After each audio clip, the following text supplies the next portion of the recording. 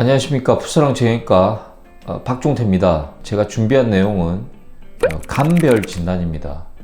저희들이 치료도 중요하고 환자분을 안 아프게 해드리는 것도 중요하지만 그 전에 어떤 이유 때문에 아프신지 진단하는 것도 중요합니다. 이번 시간에는 앞꿈치, 중족골통, 다음 시간에는 뒤꿈치 간별 진단을 할 것인데요. 제가 최근에 외래 진료를 보다 보면 앞꿈치가 아프면 치간신경종, 뒤꿈치가 아프면 족저근막염, 단순하게 이렇게 공식화돼서 오시는 분들이 있는데 그 외에 고민해야 될 질환들이 굉장히 많습니다. 각각의 질환에 대해 간단하고 가볍게 요약된 내용을 설명드리겠습니다. 이번 시간에는 앞꿈치, 중족골통 그리고 이제 앞꿈치 통증에 대한 간별 진단에 대해 설명드리겠습니다. 모형을 들고 설명드리다 보시면 아시다시피 제가 엄지손가락에 유튜브 촬영 전에 주변 정리를 하다가 열상을 당해서 봉합을 했습니다. 보시기에 좀 부담스러우실 수 있는데 그만큼 좋은 내용들을 담아놨으니까 양해 부탁드립니다. 우선 이제 앞꿈치가 아파서 오시면은 한쪽만 그러신지 양쪽이 그러신지 간별하기 전에 질문들을 여러 가지를 합니다. 그러면 이제 양쪽이 아프다. 그러면 저희들이 이제 전신적으로 문제가 있는지 아닌지 고민을 해봐야 됩니다. 그래서 이제 요 오른쪽 위에 아니면 왼쪽 위에 제가 의사들이 고민하는 간별 진단들을 올려드릴 겁니다. 이 중에서 저희들이 진단을 내리게 되는데 제가 이런 논문, 저런 논문, 그리고 이런 책, 저런 책을 통합해서 정리를 한 겁니다. 요 중에서 하나하나 따지면서 가볍게 설명드리겠습니다.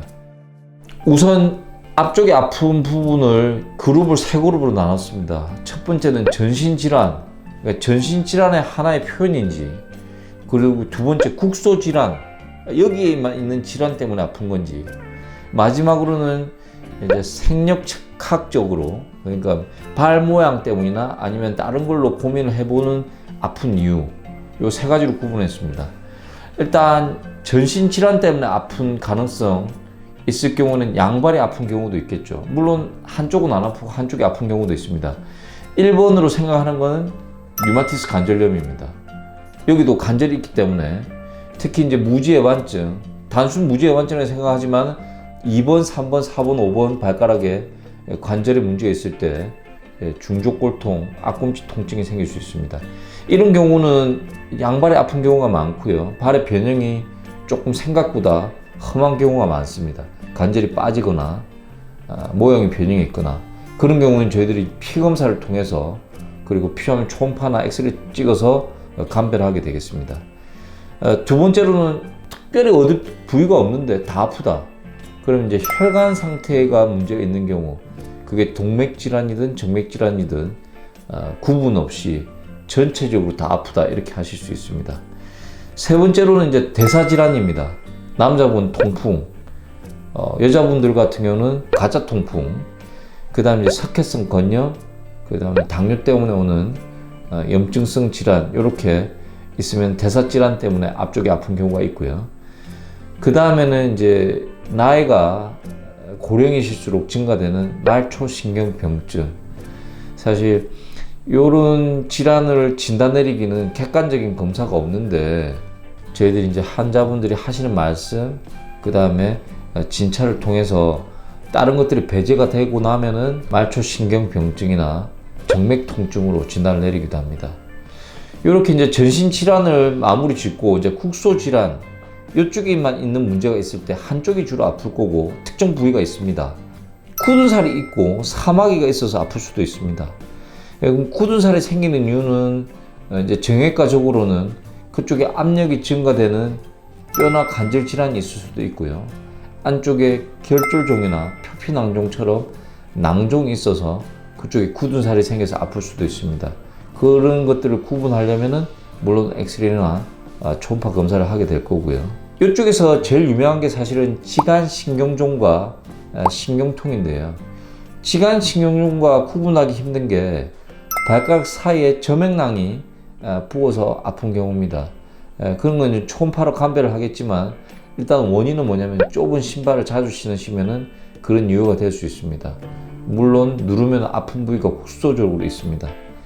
그 다음에 이제 뼈나 관절 때문에 아프다. 그러면은 저희들이 이제 대표적으로 앞꿈치에서 유명한 질환이 무지해반증, 그 다음에 소건막류 때문에 생긴 저맥낭 때문에 있을 수 있고, 다치셨냐 물어봐야 되겠죠.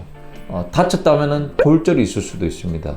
아니면 측부인대 같이 인대 손상도 있을 수도 있고, 심하면은 힘줄이 파열되는 경우도 있는데 그런 경우는 드뭅니다. 나는 다친 적은 없는데 뭐 하루 종일 서 있는다, 아니면 마라톤을 하신다는 것처럼 과다하게 사용하는 경우에는 피로골절 같은 골절도 있을 수 있습니다.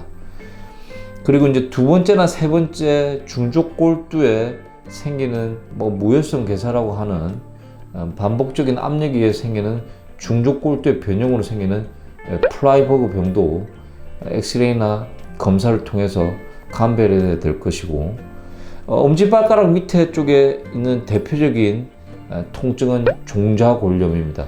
종자골은 콩알뼈처럼 두 개가 있습니다. 안쪽 바깥쪽. 어디든지 생길 수 있지만 주로 안쪽 종자골염이 생길 수 있고요. 요거는 이제 여행을 다녀오셨다든지 많이 걸었다든지 안 하는 운동을 많이 했다든지 아니면 새로운 신발을 신었을 때 자극이 되면 올 수 있습니다. 그래서 이제 종자골염까지도 구분을 하게 되고, 그 다음에 이제 아주 드물게 이제 힘줄의 염증이 생길 때 어느 발가락이든지 힘줄 염증 때문에 생길 수 있지만 이런 경우는 조금 드뭅니다. 지간신경종은 뼈하고 뼈 사이에 생기는 신경의 통증인데요. 제일 흔한 데가 2번, 3번, 3번, 4번 사이입니다. 여기가 지간, 발가락 사이에 공간이 좁기 때문에 잘 옵니다.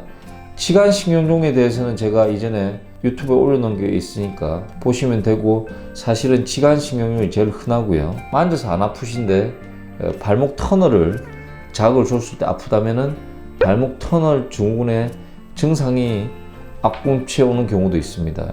이 또한 제가 유튜브에 발목 터널 증후군을 올려놨으니까 한번 확인해 보시면은 조금 더 자세하게 알 수 있으실 겁니다. 못에 찔리거나 아니면 뭐에서 다치고 그게 한참 지났거나 얼마 안 됐을 때 감염이나 고름집이 잡혀서 아픈 경우도 한 번쯤은 고민을 해봐야 되는 감별 진단입니다. 이제 마지막으로 이제 생력학적으로 아픈 경우에는 어떤 경우가 있냐. 이제 젊은 친구들이 앞꿈치가 아파서 옵니다. 그럼 꼭 감별해야 될 게 뭐냐. 아킬레스가 타이트하지 않은가 합니다. 아킬레스가 타이트하면 발목을 올라가지가 않습니다. 그럼 상대적으로 앞꿈치에 압력이 올라가게 되겠죠. 그리 되면은 저희들이 이제 아주 심한 경우에는 아픈 데는 실제로 앞쪽이지만 아킬레스를 열어주는 수술에서 증상이 완화되는 경우도 있기 때문에 앞쪽이 아플 때는 꼭 생력학적으로 아킬레스가 타이트한지, 그 다음에 이제 평발이 아닌 아치가 높은 요족이 있는지 이런 것도 확인을 하셔야 되고, 이전에 여기 발가락이 다친 적이 있는데 뭐 골절이 아니었기 때문에 무시했는데 관절이 빠지는 족저판에 아탈구 때문에 생기는 관절의 문제로 아파하는 경우도 있습니다. 예, 제가 오늘은 여기 앞꿈치 중족골통의 감별 진단에 대해서 여러 가지 질환을 쭉 한번 말씀만 드렸습니다. 각각의 질환을 확신하고 확인하기 위해서는 환자분의 증상을 잘 새겨 듣고 진찰을 만져보고, 그 다음 필요하면 엑스레이, 초음파, 필요하면 혈액 검사 등을 통해서 감별을 해서 정확한 진단하에 치료를 하셔야지 빠른 치료 효과가 있을 거라 믿습니다. 여러 가지 진단을 염두에 두시고 어떤 건지 본인도 고민해 보시고 병원에 오셔서 전문의 상담하셔서 앞꿈치 통증 없는 즐거운 시간 보내시기 바랍니다. 감사합니다.